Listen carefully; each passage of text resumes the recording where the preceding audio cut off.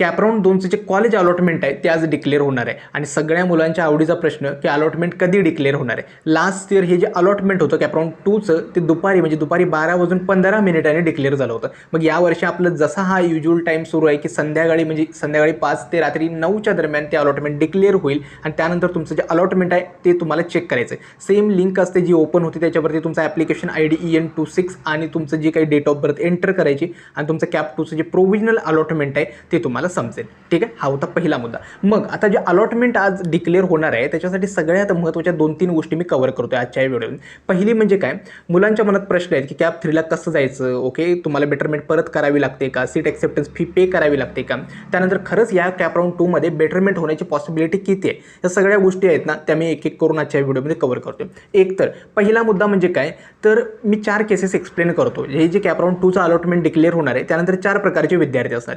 पहिल्या प्रकारचे विद्यार्थी काय असणार आहेत, ज्यांना कॅपराऊंड 1मध्ये एखादं कॉलेज त्यांना मिळालं होतं, ओके, आणि कॅपराऊंड 2मध्ये त्यांना एकही कॉलेज मिळालं नाही, म्हणजे त्यांच्या लॉग इनमध्ये आज येईल की नो बेटरमेंट इन कॅपराऊंड 2।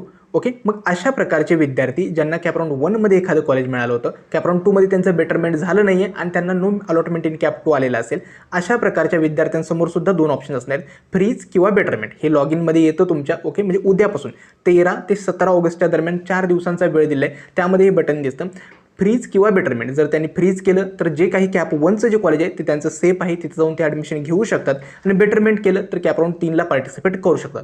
पहिल्या प्रकारच्या विद्यार्थ्यांसाठी परत 1000 रुपये सीट ॲक्सेप्टन्स फी पे करायची गरज नाही आहे, त्यांची ऑलरेडी ज्यांनी जी सीट ॲक्सेप्टन्स फी आहे ती कॅपराऊंड 1ला पे केलेली आहे। ठीक आहे, आता दुसऱ्या प्रकारचे विद्यार्थी काय, ज्यांना कॅपराऊंड 1मध्ये एकही कॉलेज मिळालं नव्हतं, त्यांनी काय केलं, डायरेक्टली कॅपराऊंड 2चा ऑप्शन फॉर्म भरला होता आणि कॅपराऊंड 2मध्ये त्यांना पहिल्यांदा नवीन फ्रेश अलॉटमेंट झाले। मग अशा विद्यार्थ्यांसाठी सुद्धा फ्रीज किंवा बेटरमेंटचे ऑप्शन असतात, तुम्हाला परत सेल्फ व्हेरिफिकेशनच्या स्टेप्स कंप्लीट करावे लागतात।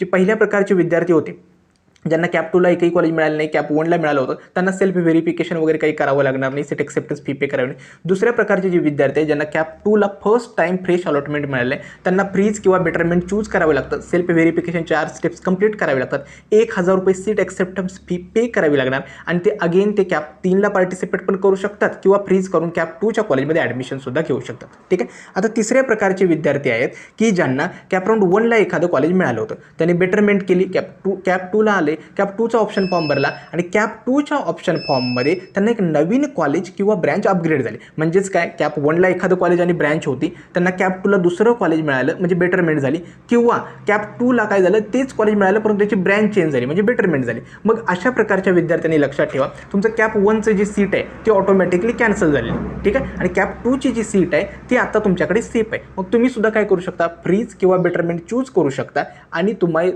फ्रीज किंवा बेटरमेंट चूज करू शकता। अगेन सीट ॲक्सेप्टन्स फी 1000 रुपये पे करायची गरज नाही आहे, सेल्फ व्हेरिफिकेशनच्या सुद्धा स्टेप्स करायची गरज नाही, फक्त फ्रीज किंवा बेटरमेंट निवडायचं आणि तुम्ही अगेन कॅप 3ला पार्टिसिपेट करू शकता। ठीक आहे, हे तिसऱ्या प्रकारचे विद्यार्थी। आणि चौथ्या प्रकारचे विद्यार्थी आहेत ज्यांना कॅपराऊंड 1ला एकही कॉलेज अलॉटमेंट होणार नाही आहे, झालेलं नाही आहे, कॅपराऊंड 2ला सुद्धा त्यांना कुठलंही कॉलेज अलॉट झालं नाही आहे, मग कॅपराऊंड 3ला ते डायरेक्टली पार्टिसिपेट करू शकतात, कुठेही काही बटन वगैरे किंवा लॉग इनमध्ये काही चेंजेस करायची गरज नाही। ठीक आहे, हे 4 प्रकारचे विद्यार्थी आजचे अलॉटमेंट डिक्लेअर झाल्यानंतर तुम्हाला पाहायला मिळतील। ठीक आहे, एक आहे, एकदा सीट ॲक्सेप्टन्स फी पे केली तर परत पे करायची गरज नाही। ठीक आहे, एकदा सेल्फ व्हेरिफिकेशनची प्रोसेस कंप्लीट केली 4 स्टेप्स तर परत करायची गरज नाही, फक्त तुम्हाला लॉग इनमध्ये जाऊन तुमचा फ्रीज किंवा बेटरमेंट हा ऑप्शन मात्र तुम्हाला निवडावा लागणार आहे कॅपराऊंड 3ला पार्टिसिपेट करण्यासाठी किंवा कॉलेजमध्ये ॲडमिशन घेण्यासाठी। ठीक आहे, आता दुसरा महत्त्वाचा आणि शेवटचा मुद्दा जरा थोडे कॉम्प्लिकेटेड आहे, ओके, शक्य असेल तर अजून एकदा व्हिडिओ बघा। ठीक आहे, तर शेवटचा एक मुद्दा काय की कॅपराऊंड 2ला खरंच बेटरमेंट होते का, तर गेल्या वर्षीचे ट्रेंड्स बघाल ना, जनरली ज्यांचा कट ऑफ या कॅपराऊंड 1मध्ये 95+ आहे, ठीक आहे, अशा कॉलेजेसमध्ये बेटरमेंट होण्याचे चान्सेस थोडे कमी असतात। म्हणजे काय होतं, बेटरमेंट जनरली होत नाही। ठीक आहे, बेटरमेंट कुठे कुठे होतं, ज्या विद्यार्थ्यांची कॅटेगरी स्टुडंट आहेत, SC असेल, ST असेल, EWS असेल किंवा PWD असेल, असे कॅटेगरी स्टुडंट असेल, किंवा मोस्टली बेटरमेंट होण्याचे चान्सेस असतात ना ज्यांचा स्कोर JEEच्या मेन्स स्कोर चांगला आहे आणि ज्यांना JEE मेन्सच्या बेसिसवरती सीट मिळते, अशा मुलांचे बेटरमेंट होण्याचे चान्सेस जरा जास्त असतात। ठीक आहे, आणि आपली पण बेटरमेंट होते, परंतु जे बेटरमेंट होण्याची पॉसिबिलिटी ना 80 म्हणजे बिलो 95% जी कट ऑफची कॉलेज आहेत ना तिथे बेटरमेंट होण्याचे चान्सेस। मात्र आता सगळ्यात महत्त्वाचा एक मुद्दा की कॅपराऊंड 3ला पार्टिसिपेट केलं पाहिजेत का, मी याच्यावरती इन डिटेल ना उद्या एक व्हिडिओ बनवेल। म्हणजे काय करेल, तुमचं कॅपराऊंड 2चं अलॉटमेंट डिक्लेअर झाल्यानंतर कुठल्या स्टेप्स लॉग इनमध्ये कंप्लीट केल्या पाहिजेत, प्लस तुम्हाला कॅपराऊंड 3ला पार्टिसिपेट केलं पाहिजेत का किंवा का नाही केलं पाहिजे हे सुद्धा सांगेल. आता इथपर्यंत तुम्ही कॅपराऊंड 2पर्यंत पार्टिसिपेट केले, कॅपराऊंड 3ला पार्टिसिपेट करायला काही म्हणजे ड्रॉबॅक्स नाही आहेत. फक्त इश्यू काय येतो, थोडे हॉस्टेलचे वगैरे इश्यू येतात, कारण का आता हॉस्टेल्स वगैरे भरायला स्टार्ट होतात, एवढंच आहे, बाकी काही नाही आहे. मात्र सांगण्याचं तात्पर्य हे आहे की मोस्टली आजच्या कॅपराऊंडमधून बेटरमेंट होऊ शकतं, मात्र पॉसिबिलिटी आहे ना थोडी कमी असते. त्यामुळे हा विचार करू नका की मी लिस्ट भरली मला 100% बेटरमेंट मिळणारच आहे.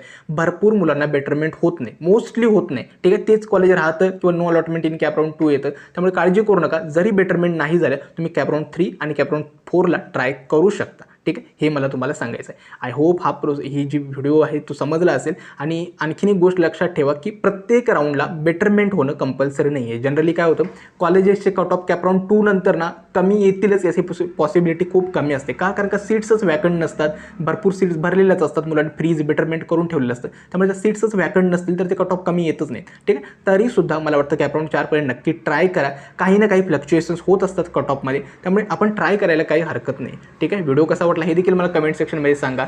ठीक आहे, आजचा हा व्हिडिओ मी इथेच थांबवतो. धन्यवाद.